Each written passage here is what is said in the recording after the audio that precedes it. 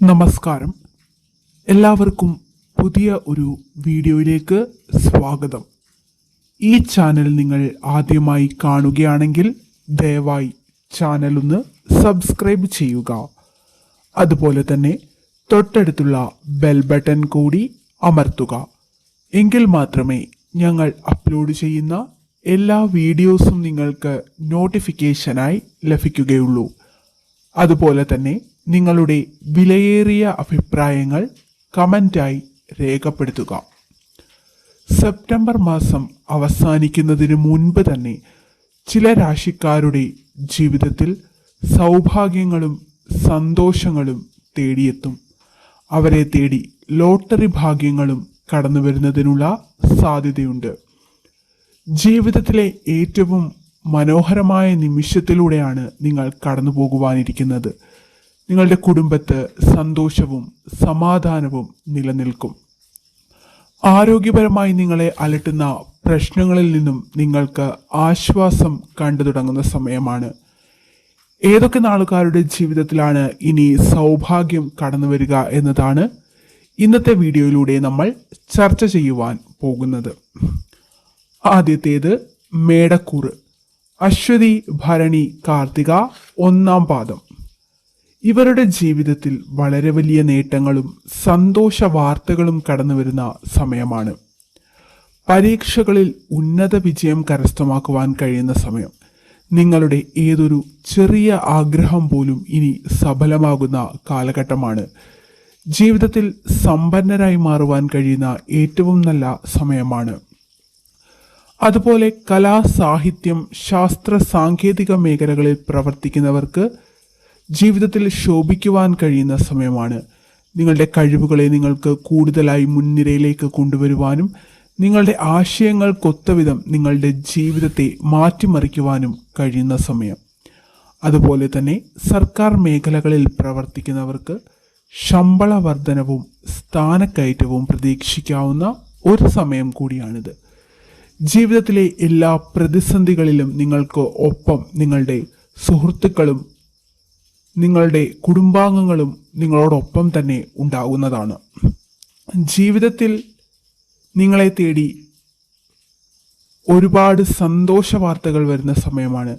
ഈ കാലയളവിൽ നിങ്ങൾ കേൾക്കാൻ ആഗ്രഹിച്ച ചില വാർത്തകൾ നിങ്ങൾക്ക് ഉടനടി കേൾക്കുവാൻ കഴിയും.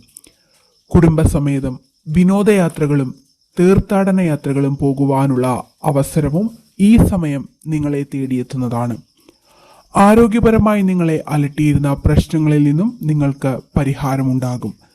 നിരന്തരമായി ലോട്ടറി എടുക്കുന്ന വ്യക്തിയാണ് നിങ്ങളെങ്കിൽ നിങ്ങൾക്ക് ഈ സമയത്ത് അതിന് തക്കവിധ പ്രതിഫലം ലഭിക്കുന്ന സമയമാണ്.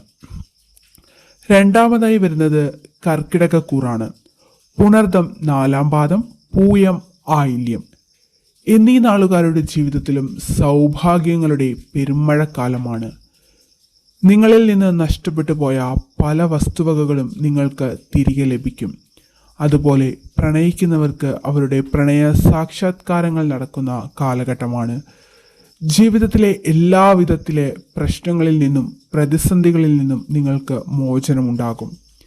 ഈശ്വരൻ്റെ അനുഗ്രഹം ജീവിതത്തിലുടനീളം നിങ്ങളെ തേടി വരുന്നതാണ്. നിങ്ങൾക്ക് ഈ സമയം വിദേശ വാസയോഗ്യം കാണുന്നുണ്ട്. കുടുംബസമേതം തീർത്ഥാടന യാത്രകൾ നടത്തുവാനുള്ള സമയം കൂടിയാണിത്. നിങ്ങൾ ഏറെ നാളുകളായി ആഗ്രഹിക്കുന്ന ചില കാര്യങ്ങൾ ഈ സമയത്ത് സഫലമാകും. വസ്തു വാങ്ങുക, വിൽക്കുക എന്നിവയൊക്കെ കാലതാമസവും പ്രശ്നങ്ങളും നേരിടുന്നവർക്ക് ഈ സമയം അനുയോജ്യമാണ്. ജീവിതത്തിലെ എല്ലാവിധ കഷ്ടതകളും ദുഃഖങ്ങളും ദുരിതങ്ങളും നിങ്ങളിൽ നിന്ന് വിട്ടുമാറും. അതുപോലെ തന്നെ നിങ്ങൾക്ക് നിങ്ങളുടെ ജീവിതത്തിൻ്റെ ഒരു പുതിയ തുടക്കമായി ഈ കാലഘട്ടത്തെ കാണുവാനും കഴിയുന്നതാണ്. നിങ്ങളുടെ ജീവിതത്തിൽ ഇനി ഈശ്വരൻ്റെ സാന്നിധ്യം കൂടുതലായി നിങ്ങൾക്ക് അനുഭവിക്കുവാൻ കഴിയും. അതുപോലെ തന്നെ കാര്യതടസ്സങ്ങളൊക്കെ നേരിടുന്നവർക്ക് ഈ സമയത്ത് അതിനൊക്കെ പരിഹാരമുണ്ടാകുന്നതാണ്. വൈവാഹിക ബന്ധങ്ങൾ, ദാമ്പത്യം എന്നിവയിലൊക്കെ വളരെ നല്ല ഒരു കാലഘട്ടമാണ് കടന്നു വരുവാനിരിക്കുന്നത്. അവിവാഹിതരായവർക്ക് നല്ല വിവാഹാലോചനകൾ കടന്നു വരുന്ന ഒരു സമയം കൂടിയാണിത്. ജീവിതത്തിൽ തൊട്ടതെല്ലാം നിങ്ങൾക്കിനി പൊന്നാക്കി മാറ്റുവാൻ കഴിയുന്ന സമയം.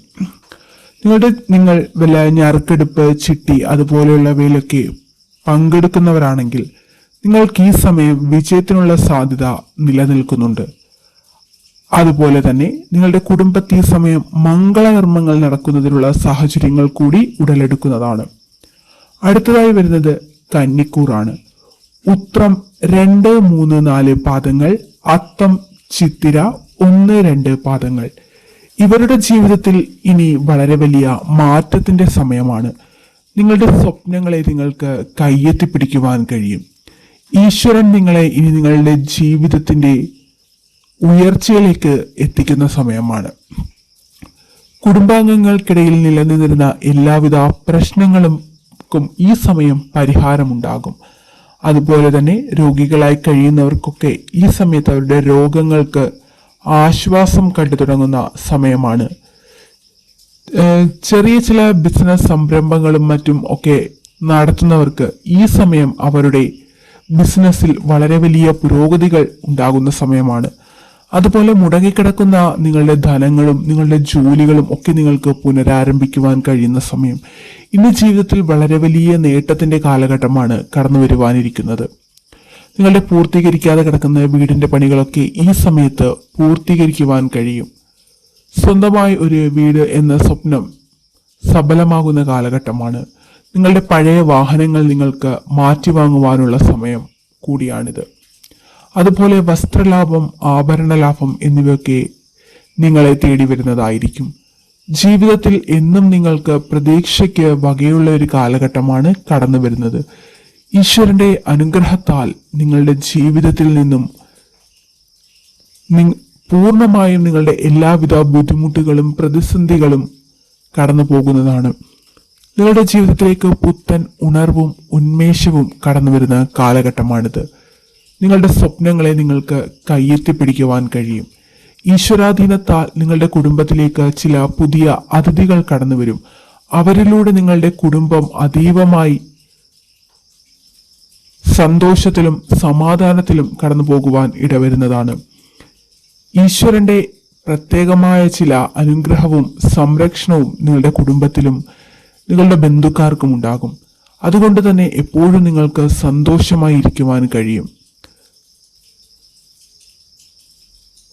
പുതിയ ചില വസ്തുവകകൾ വാങ്ങുവാനുള്ള ഭാഗ്യവും ഈ സമയം നിങ്ങളിൽ നിലനിൽക്കുന്നുണ്ട്.